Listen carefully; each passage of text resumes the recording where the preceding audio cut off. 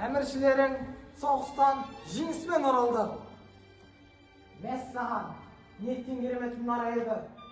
Менің жеңісім үшін салған, бұл мұнадан салған шеберді осында шақыртыңдар. Әміршім, менің жеңісім ретінде салынған шеберге сыйақы ретінде бір қап динар беріңдер. Шебер өзінің сыйақысын алып, жан-жағына бір қарап қойды. Кейін кіші ханымға да қарап қойды. Одан кейін көзін талдырып, жан-жағына ол да шебердің бұл қылығын ешкім байқап қоймады ма екен деп бір қарайды. Ондай рай ешкім танытпаған сияқты.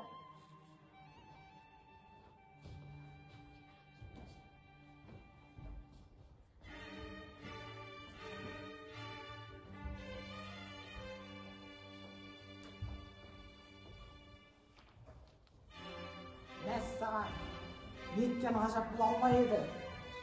Бұнау әлгі алма емес пе? Исін айтсайшы. Демек, бұл мұнара менің жеңісім үшін емес, кіші ханым үшін салынған екен ғой. Шеберді тез арада жазалау керек. Ханым. Ханем, оның тырнақты жазығы жоқ. Білем. Біздің арамызда дым болған жоқ. Оны да білем. Бірақ шеберді міндетті түрде жазалаймыз.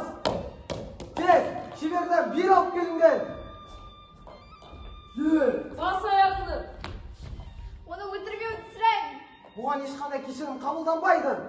Мен мұнда не үшін келгенімді білемін. Шебер, сен міндетті түрде жазаланасың. Астыртын ойлап, нұр жанаған көз жанары. Шебер, саған жаза ретінде көз жанармасын.